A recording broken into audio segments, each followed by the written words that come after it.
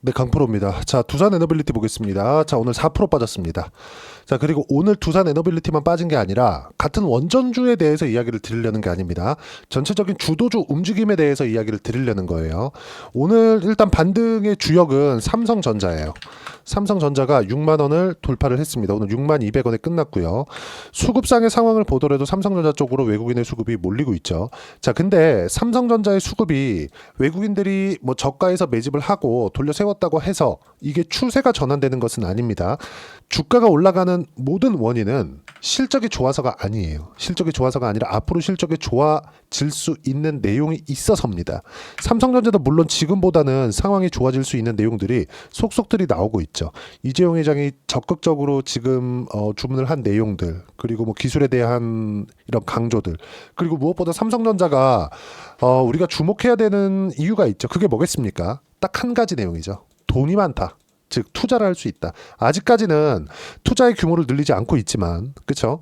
근데 계속해서 자금을 가지고 있다는 건 투자에 대한 잠재 능력 가지고 있다는 겁니다. 즉 포텐셜이 충분히 있다. 이런 과정에서 추세가 돌려 세운다. 1년 이상의 시간이 걸립니다. 근데 이쪽으로 수급이 몰리고 지금 미국 시장에서도 FOMC가 지나고 금리 결정이 나오고 나서 변화 요인이 잡히다 보니까 약간의 한국 시장에서의 수급 변화가 발생을 한 겁니다. 즉 삼성전자가 올라가고 시장의 안정화를 만들면서 기존의 주도주였었던 두산 에너빌리티를 포함해서 알테오젠 오늘 10% 빠졌고요. 그리고 그동안 강한 움직임을 보였었던 한화오션 같은 종목군들도 오늘 6% 빠지면서 고가를 형성하고 있는 모습들이 나오고 있죠. 근데 자, 생각해 보세요. 주식시장이 이렇게 움직이려면 뭐가 만들어져야 됩니까? 미래 가치가 좋아져야 된다고 말씀드렸죠. 그럼 이런 과정에서 먼저 반영하는 거, 미래 가치. 1년 뒤에 A가 될 거야. 2년 뒤에 B가 될 거야. 이렇게 된단 말입니다. A였을 땐 10의 실적을 낼 수 있고 B였을 땐 20의 실적을 낼 수 있어. 근데 이때 가서 주가가 이걸 확인하고 나서 올라가는 게 아니라 먼저 올라갑니다. 먼저 올라가요. 예를 들어서 지금 코스닥 시가총액 1등 기업인 알테오젠 같은 경우를 보더라도 여기 저가부터 고가까지 보면 대략 한 7배에서 8배 정도 주가 상승이 나왔습니다. 최저가로 보면 10배 이상의 주가 상승이 나왔는데 이렇게 나오는 과정에서 알테오젠은 계속 적자예요. 24년도에 흑자 전환이 됐는데도 불구하고 알테오젠은 코스닥 시가총액 1등 20조 원이 넘어가고요. 그리고 흑자 전환이 된다 그래서 200억 정도의 이익을 남겼을 뿐입니다. 본격적인 이익에 대한 예상치는 연 1조 원 정도가 되고, 그리고 그건 머크 키트루다에 대한 판매량에 따라서 갈립니다. 근데 키트루다는 10년째 판매 중인 항암제예요. 그리고 3세대 항암제죠. 이런 부분들이 적용된 결과예요. 안정적인 판매처가 있고, 그리고 검증된 의약품에서 SC 제형으로 변경이 되었을 때 추가적으로 매출이 늘어날 수 있고 기본적인 매출만 가지고 가더라도 연 1조 원 정도의 이익은 가능하다. 그러면 이 내용이 두산 에너빌리티 쪽으로 오면 어떻게 되는 겁니까? 두산 에너빌리티는 아직까지 원전 쪽으로 이래서 실적에 대한 적용이나 반영이 아직은 되어 있지 않아요. 그런데도 불구하고 고가 돌파를 하는, 즉 신고가 구간을 첫 번째 만드는 그런 부분이 발생을 했죠. 미래 가치를 반영하는 첫 단계가 지나오고 있다는 겁니다. 그러면 이 구간에서 실적보다 주가가 먼저 올라왔기 때문에 변동성이 커질 수밖에 없고, 그 변동성이 좁혀지는 구간은 62평이 딸려 내려오고, 즉 22평과 수렴하고 62평이 다시 올라오고 있는, 즉 수렴하고 있는 이런 정도의 움직임을 횡보하는 움직임을 여기서 보이는 겁니다. 자, 그러면 알테오젠 같은 경우에 같은 주도주군에 있습니다. 이것뿐만 아니라 한화오션을 보더라도 마찬가지예요. 22평 수렴했고 이쪽 구간에서 등락 구간을 보이겠지만 이동평균선은 뭐죠? 평균 가격입니다. 그 평균 가격이 높아지면서 주가하고 만나겠죠. 이 격을 자연스럽게 좁히는 구간이 형성이 된다는 겁니다. 그리고 알테오젠 마찬가지, 두산에너빌리티도 마찬가지의 움직임. 근데 이런 과정에서 변화 요인이 있다는 건 아까 전에도 말씀드렸었던 내용인데, 삼성전자, 하이닉스 이런 종목군들이 지금 반등을 모색했다. 근데 하이닉스보다는 삼성전자가 워낙에 바닥 구간에 있었기 때문에 삼성전자의 전환점이 시장에 큰 영향을 미쳤고, 이런 구간에서 기존의 주도주로 있었던 이런 종목군들 있죠. 그렇죠? 두산 에너빌리티, 알테오젠, 하나오션 같은 이런 종목군들이 어떻게 나온다? 조정 구간에 들어갔다. 근데 이 조정 구간은 장기간 유지되는 것이 아니다. 왜? 상승 추세를 유지하고 있기 때문에.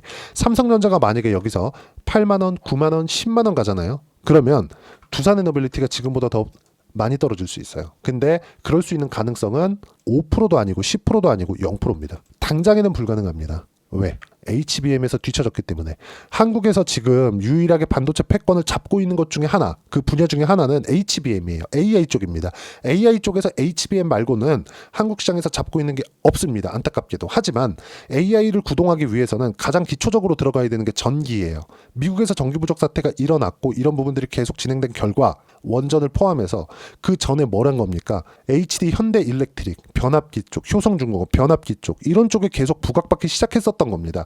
그러면 이 구간에서 우리가 먼저 볼 수 있는 부분은 뭐예요? 실적보다 주가가 먼저 올라가고 먼저 올라가는 과정에서 이격이 발생했고 이격을 좁히는 과정에서 조정 구간에 있다. 그리고 이런 과정에서 오늘처럼 이렇게 22평 저항받고 4%씩 떨어지는 이런 부분들이 나오는 건 일반적인 현상이다. 그리고 삼성전자의 추세는 전환이 불가능하다. 하지만 긍정적인 내용은 삼성전자가 바닥을 잡고 등락 구간을 조금씩 높이는 건 시장에 대한 안정화를 만들어내는 것이기 때문에 두산 에너빌리티에 나쁠 건 없다. 단지 오늘 그쵸 4% 정도 떨어진 부분을 뭐 굉장히 뭐 나쁘게 이럴 필요가 없다는 부분입니다. 단지 우리가 이쪽 구간에서 등락을 거치면서 62평 딸려 올라오고 이 구간에서 매집 구간을 만들어내면 된다. 그리고 이 내용에 대한 부분은 항상 신고가를 기점으로 봐야 된다는 점. 지금 제가 말씀드리는 삼성전자 제외하고 이 밑에 하나오션도 마찬가지고요. 알테오젠 마찬가지고요. 두산 에너빌리티 마찬가지고요. 모두 다 신고가 구간에서 매매를 해온 종목입니다. 신고가 종목군에 있고 이걸 시장 주도주라고 부르는 거예요. 자, 그러면 오늘 주도주군에서 이렇게 하락이 나왔는데 보통 이 주도주가 하락이 나오는 이유가 뭘까? 시장의 변화 요인이 있다 이런 게 아니라 단순 수급의 흔들림이죠. 자, 기사를 보더라도 특별한 내용이나 그런 부분들이 없어요. 뭐 이런 부분들 보면 기분 나쁘죠. 뭐 두산에너빌리티 박디원 회장의 지난해 보수 56억을 지급했다. 이런 부분들 보면 짜증이 나죠. 근데 뭐 항상 뭐 한국에서는 보는 거니까. 근데 뭐 특별하게 뭐 내용이 발생했거나 그런 것은 아닙니다. 이걸 눌러보더라도 어떤 특별한 재료가 있거나 그런 게 아니에요. 하지만 한 가지 중요한 점, 미국에서 AI를 멈춘다 이런 부분들이 나온다면 이거는 문제가 큽니다. 근데 이럴 가능성이 없습니다. AI는 이미 패권 경쟁으로 들어갔어요. 그렇기 때문에 전기 부족 사태를 해결하기 위해서는 어쩔 수 없이 데이터 센터가 늘어나는 과정에서 전기 부족 사태가 지속적으로 나올 수밖에 없고 이걸 해결하기 위해서 미국은 작년부터 인프라 투자를 시작했고 변압기 매출이 강하게 늘어난 게 현대 일렉트릭이나 그런 쪽이고요. 이런 쪽에서의 투자가 다 끝나고 그렇죠? 전체적으로 이제 인프라에 대한 구성이 다 끝나면 당연히 원전 쪽으로 진입을 할 수밖에 없다. 그리고 체코 원전 관련돼서 계속해서 조금 기대하고 계시는 분들이 있을 것 같아요. 근데 그런 쪽 기대하지 말자. 체코 원전이 된다 안 된다 그 이야기를 드리는 것이 아닙니다. 시장에서 인정을 안 해줘요. 체코 관련된 유럽 쪽으로의 수주로 인해서 주가가 크게 상승할 수 있었다면 작년 7월 달부터 강세 구간을 만들어 갔어야 돼요. 근데 실제 그렇게 됐나요? 안 됐죠. 근데 정작 상승하는 구간에서 뭐가 나와요? 미국에서의 스타게이트 프로젝트를 포함해서 AI 관련된 내용들. 그렇죠? 시장에서 인정해주는 내용은 완벽히 다르다. 그리고 이쪽에서 나온 거래 대금이나 이런 부분들을 보더라도 여기서 나오는 건 매집 구간에 나오는 일반적인 조정 구간이지 뭐 4% 조정 받았다 뭐 삼성전자 이제 올라오니까 기존 주들 다 끝이다 이런 부분은 아니라는 겁니다. 무조건 조정 구간에 타점을 잡고 내가 여기서 가격대 잡고 매매 구간 잡자. 하지만 이러려면 시장에 대한 판단을 해야 된다. 시장에 대한 판단 간단하게 해드릴게요. 나스닥이 고가 대비해서 저가 한 15% 정도 하락 구간이 있었는데 이 내용은 어떤 부분이냐 보세요. 나스닥이 15% 정도 하락했다. 20% 정도 만약에 하락하는 부분이 발생하잖아요. 그럼 미국은 경기 침체 구간을 빠질 수 있습니다. 미국은 주식에 대한 그 비중 자체가 높기 때문에 주가가 20% 이상 30% 가까이 이렇게 떨어지잖아요. 지수 자체가 이렇게 떨어지면 정말 경기 침체가 옵니다. 근데 이거 누가 만들었어요? 트럼프 대통령이. 뭐 때문에? 관세 때문에. 그렇죠? 관세로 인해서 물가가 안 올라간대요. 근데 올라갑니다. 근데 굳이 인플레이션이라고 표현하지 않는 것. 이거 왜 그래요? 지속적인 상승은 아니니까. 예를 들어서 인플레이션이 무서운 게 오늘보다 내일이 비싸고 내일보다 모레가 비싸고 모레보다 그 다음날이 비싸고 이렇게 지속적으로 비싸지잖아요. 그러면 수요가 계속 늘어납니다. 그렇죠? 그러면 그럴수록 화폐 가치에 문제가 생기죠. 가격대가 계속 올라가니까 물건값이 올라가면 올라갈수록 뭐가 되는 거예요? 화폐 가치가 떨어지는 거니까. 이런 부분들을 인플레이션이라고 하는데 이건 관세로 인한 문제다. 근데 굳이 이렇게까지 미증시가 하락했었던 이유가 뭐냐? 보세요. 관세로 일시적인 물가 상승이 오더라도 이걸로 인해서 혹시라도 소비 심리에 문제가 생겼을 경우에는 기업들의 실적에 영향을 미칠 수 있고, 실적의 영향은 고용으로 연결되니까 이 고용을 자극했을 때는 경기 침체 구간으로 빠질 수 있다. 근데 이 모든 것의 시작은 관세 때문이다. 그렇죠? 근데 실제 경기 침체는 아직 오지 않았다. 근데 미증시의 주가는 고가 대비 저가 폭이 15% 정도 하락 구간이 만들어졌다. 그렇죠? 우리가 여기서 볼 수 있는 부분이 뭐겠습니까? 15% 정도의 하락 구간이 만들어졌을 때 두산 에너빌리티 이때 구간에 강했잖아요. 물론 미증시가 떨어졌을 때 조정 구간이 있었지만 가격이 먼저 반영했고, 즉 나스닥이 빠진 이유는 선반영이죠. 하락을. 뭐 때문에? 경기 침체에 대한 부분. 아직 오지 않았지만 주가는 이미 빠져서 침체 구간에 있어요. 근데 두산 에너빌리티는 아직 실적이 좋아지지 않았지만 주가는 먼저 올랐고, 그 이격을 좁히는 과정에서 조정 구간.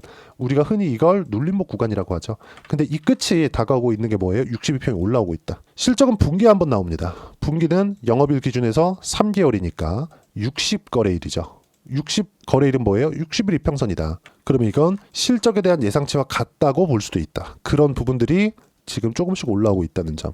이 구간에서 타점을 잡아야 된다. 만약에 이 내용 모든 것이 다 뒤집히려면 삼성전자에 대한 실적치가 막 가파르게 전망치가 좋아지고 이뤄야 되는데, 이럴 수 있는 가능성은 지금은 없습니다. 삼성전자 지금 비상이죠. 그렇기 때문에 우리가 안정적인 구간에서 매수를 하려면 확인하고 매수를 하는 수밖에 없고, 그 확인하는 과정에서 어떻게 타점을 잡고 시장에 대한 판단을 해야 되는 것인지 여기 소통방에서 무료로 공유를 해드리고 있습니다.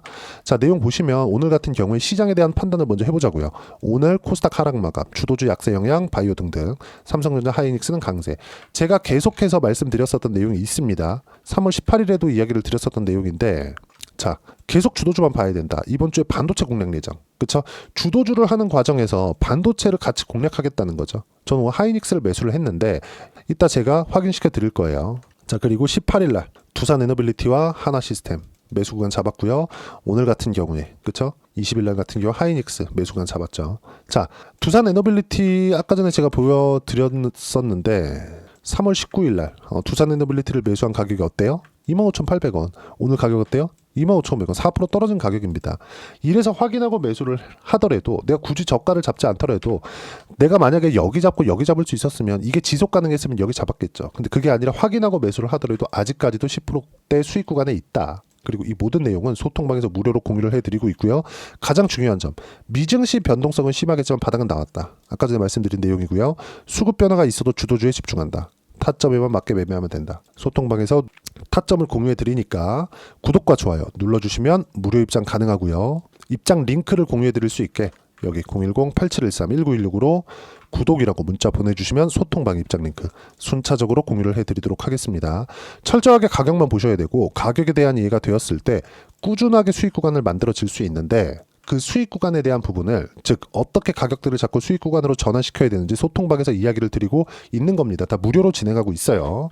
여기 구독과 좋아요만 눌러주시면 무료 입장 가능하니까 와서 확인하시면 되고요. 그리고 소통방에서 진행하는 내용을 그대로 따라왔을 때 어느 정도까지 수익을 볼 수 있는지, 그 내용은요. 자, 삼성중공업부터 보겠습니다. 제가 여기 24년도에도 거래를 했지만 25년도 2월달부터 시작해서 3월 19일날 매도가 나갔습니다. 결과는 17% 수익 구간에서 끝냈고요. 그리고 삼성중공업을 매매하기 전에 한화, 오션 같은 경우, 그쵸?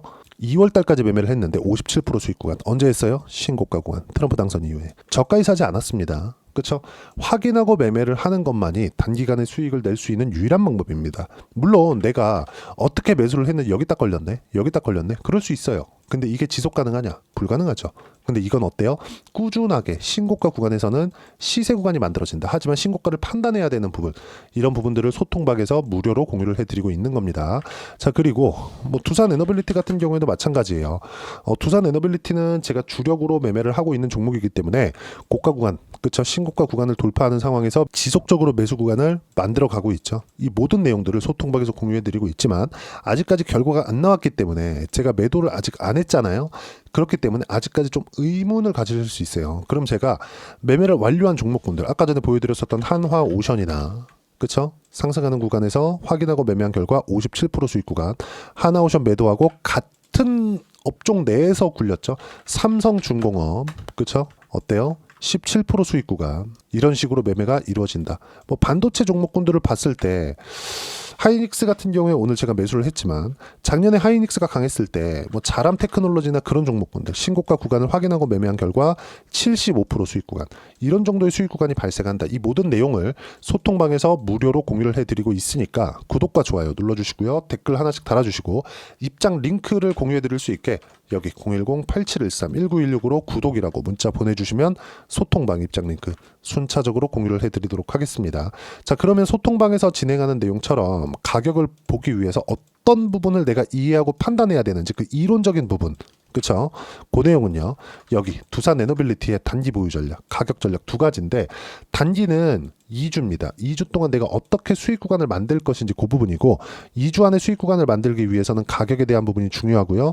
이 가격에 대한 이해가 되었을 때 주도주, 신고가 두 가지 내용이 파악이 될 텐데, 이 두 가지 내용 모두 무료로 공유를 해드리도록 할 테니까 구독과 좋아요 눌러주시고요. 010-8713-1916으로 두산 에너빌리티라고 문자 보내주시면 단기 가격 전략 함께 공유해드리도록 하겠습니다. 자, 오늘 두산 에너빌리티가 4% 빠졌지만 62평이 올라오는 과정에서 충분히 있을 수 있는 조정 구간이 발생을 한 거다.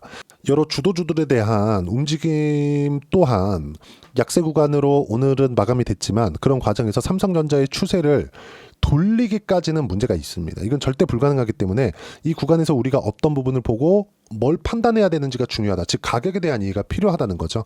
예를 들어서 그래요. 1월 달엔 제가 종목 장세가 온다고 했고 종목 장세가 실제 진행이 됐고 아까 전에 보여드렸었던 내용처럼 한화 오션 보시면 그쵸? 상승 구간을 만들어내는 과정에서 50%씩 수익 구간이 만들어지죠. 그쵸?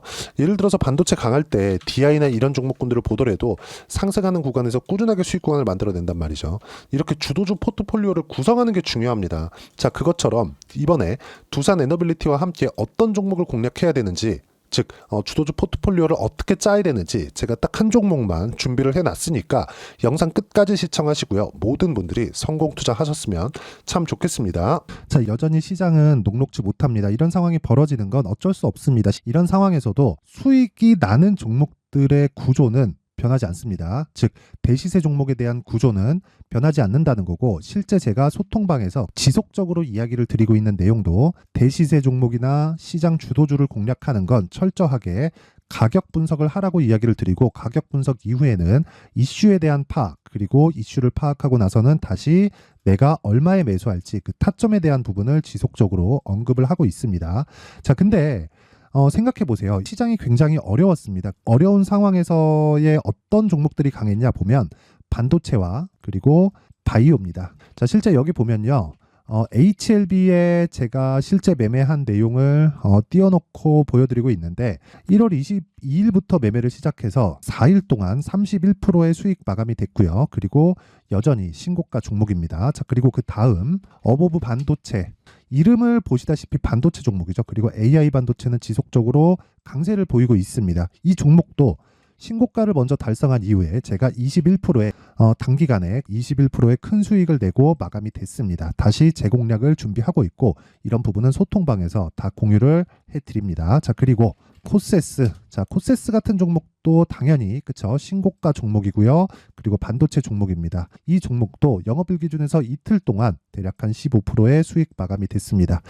내용을 한번 보시면 어떻습니까? HLB를 포함해서 뭐 30%, 20%, 뭐 15% 이런 식의 수익이 지속적으로 발생하고 있는데 이 세 종목 모두 다 신고가 종목이고 1월 달에 시장이 약세를 보이고 있는 구간에서도 강했었던 그런 종목입니다. 특징점이 하나 있는데 그 이슈에 앞서서 가격이 먼저 반영했다는 거죠. 그렇게 제가 가격을 먼저 보고 이슈에 대해서 파악하는 이유는 결과적으로는 큰 시세를 먹기 위한 사전 준비 작업입니다. 실제로 큰 시세를 먹기 위해서 사전 준비 작업을 했을 때 여기 레인보우 로보틱스 127% 그리고 ISC 98% 그리고 한미반도체 97%의 큰 수익을 내는 상황을 만들 수 있습니다. 어떤 식으로 소통방에서 진행됐는지 그쵸? 그 상황을 제가 이야기를 드린 건데 이런 상황도요 당연히 신고가를 공략했을 때 가능한 겁니다. 자, 그러면 이번에도 마찬가지입니다. 그쵸? 정부 주도의 코리아 디스카운트 해소 방안이 2월 달에 발표를 하고요. 그리고 2월 달에 발표된 내용을 토대로 주가가 움직이는 게 아니라 이미 움직인 내용이 있죠. 실제 이 내용은 크게 중요한 게 아니라는 겁니다. 실제 움직인 내용을 보면 자, 기아차입니다. 실제로 12월 달에 신고가를 만들어 놓고 정부에서 입김을 불어 넣으니까 순식간에 기아차를 포함해서 현대차 같은 거대 기업들의 주가가 2주도 채 되지 않아서 40% 정도의 큰 시세를 냅니다. 자, 그러면 우리는 어떤 종목을 봐야 될까요? 이슈를 파악해야 되는 것도 맞지만 철저하게 가격에 맞춰서 매매를 해야 되는 게 당연히 중요합니다. 정부가 주도하는 정책 방향이 있겠죠. 그 방향에 맞춰서 우리가 종목을 찾을 필요가 있다. 자, 그러면 답이 나왔습니다. 정부가 주도하는 방향에 맞춰서 제2의 기아차를 찾는 게 지금은 중요하다. 근데 정부 정책의 방향에 맞게 가자. 그랬을 때 앞서서 제가 보여드렸었던 내용인 여기 레인보우 로보틱스 127% 그리고 ISC 98% 그리고 한미반도체 97%와 같은 수익을 낼 수 있습니다. 물론 시간에 대한 부분은 최소 2주의 시간이 필요하고요. 그리고 최장 3개월 안에 끝내야 됩니다. 자, 기아차의 시세를 보셨던 것과 같이 2월 달에 정부 정책의 방향이 결정되고요. 바로 3월 달이면 시행입니다. 자, 그러면 우리는 거기에 맞춰서 당연히 종목을 찾아야 되고 제가 제2의 기아차를 찾아놨습니다. 제가 아까 전에 소통방에서 이야기를 드렸었던 내용 다 공개를 해드렸는데 그 내용처럼 종목만 받고 싶다 하시는 분들은요. 상단에 있는 제 전화번호로 대시세, 자, 대시세라고 문자를 보내주시면 정부 정책의 방향에 맞는 종목을 모든 분들에게 무료로 공개를 해드리도록 하겠습니다. 자, 제가 원하는 건 채널 성장이 목적입니다. 자, 그래서 구독과 좋아요 꼭 좀 부탁드리고요. 모든 분들이 정부 정책에 맞는 방향으로 매매를 이어가서 큰 수익 보셨으면 좋겠습니다.